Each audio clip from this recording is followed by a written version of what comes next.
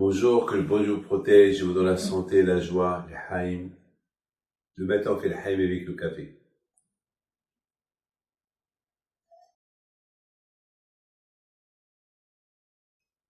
Quand Kadosh Baruch Hu, il fasse qu'il y aura de bonnes nouvelles, à ce que tous les malades y guérissent, si Dieu veut, Be'ezat Hashem, et que Hashem y rend heureux ceux qui sont dans la détresse, Be'ezat Hashem, qui sont heureux, si Dieu veut. Vous avez l'aïmouna. L'aïmouna d'une femme. Vous savez combien des fois, la plupart des courriers que je reçois, c'est les femmes qui écrivent. C'est les femmes toujours. Sur 10 lettres, il y a 8 lettres des femmes qui demandent des brachot.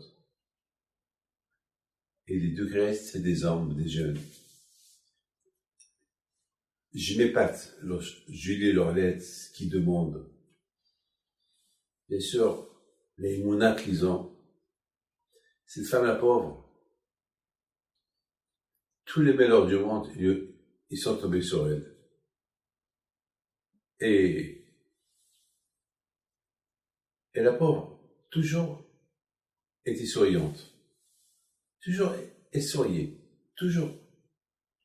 Alors, son mari est tombé malade avec le Covid. Alors là, la pauvre, elle a arrêté de travailler. Elle s'occupait de son mari. Elle allait le voir à l'hôpital. Et à un moment donné, il a intubé au mari. Donc, la pauvre, elle était là tout le temps pour voir qu'est-ce qui va se passer, parce qu'elle avait peur qu'elle ne va pas être là pendant qu'il va lui arriver quelque chose. Peut-être ils vont lui débrancher, peut-être elle ne savait plus quoi faire, la pauvre.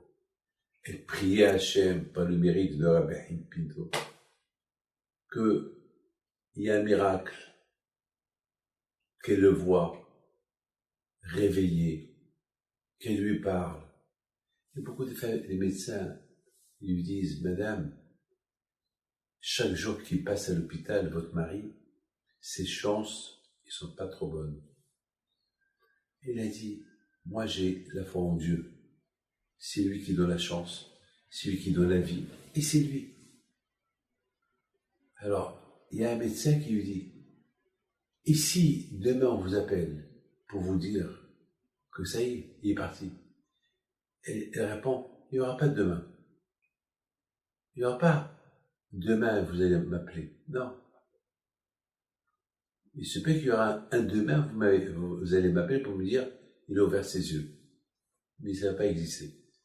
Ils ont commencé à rigoler. Ben, madame, vous êtes trop forte, hein, vous avez une grande foi. Votre Dieu, hein, on voudrait bien voir comment votre Dieu, il va vous aider. Il leur dit, mon Dieu, mais c'est votre Dieu aussi. Ah non, on n'est pas juif. Mais non, il n'est pas seulement le bon Dieu des Juifs, il est le bon Dieu de tout le monde. Ils ont répondu,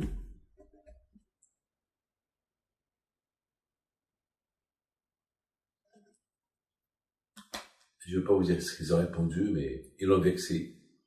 Il leur a dit, messieurs docteurs, vous faites votre travail, faites-le honnêtement, et faites-le bien, et vous allez voir qu'il y a un Dieu, que vous aussi vous avez un Dieu. Et votre Dieu c'est le mien, et le mien c'est le vôtre. C'est lui qui m'a créé, c'est lui qui vous a créé, et celui qui va lui rendre sa vie.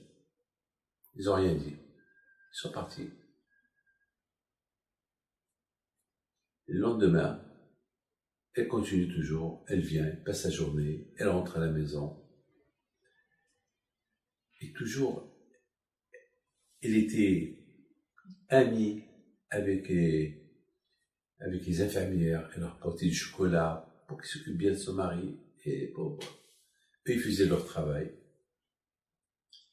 Un jour, elle a allumé les veilleuses de Rabbi Pinto, elle a prié, elle dit Hachem, j'ai envie de voir mon mari, on me laisse rentrer parce que c'est dur, il y a des hôpitaux, on laisse personne rentrer dans les endroits où c'est contagieux, qu'il faut rentrer avec des vêtements spéciaux.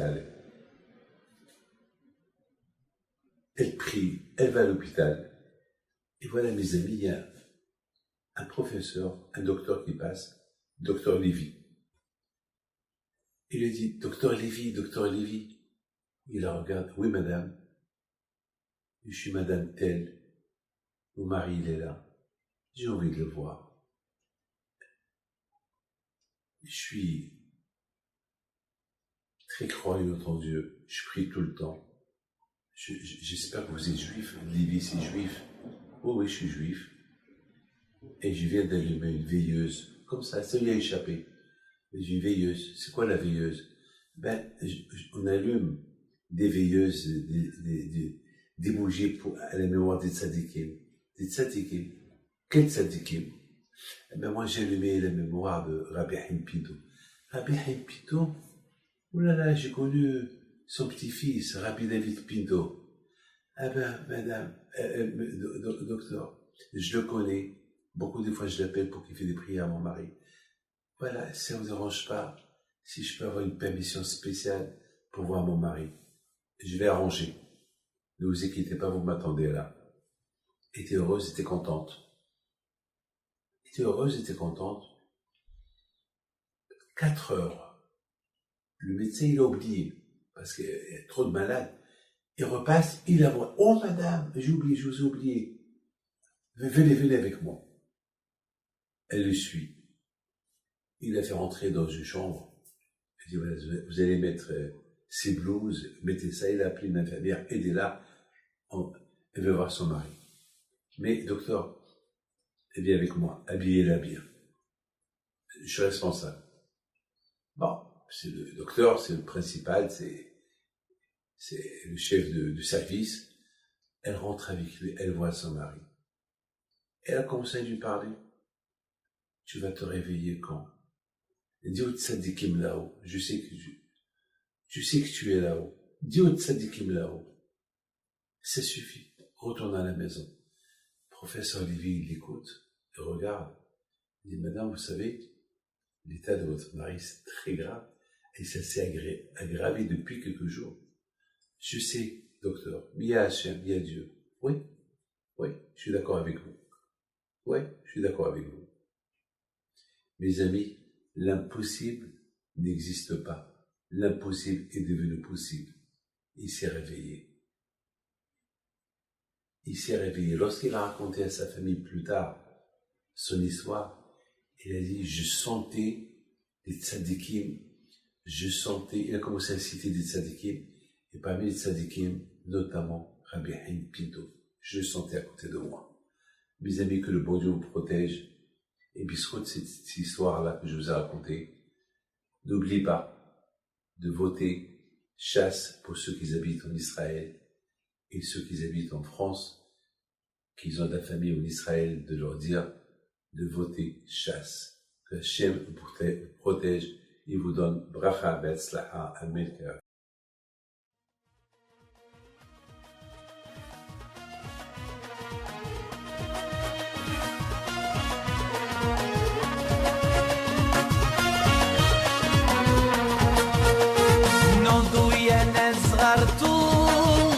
على ربيع حيم بنتو وقف لنا زي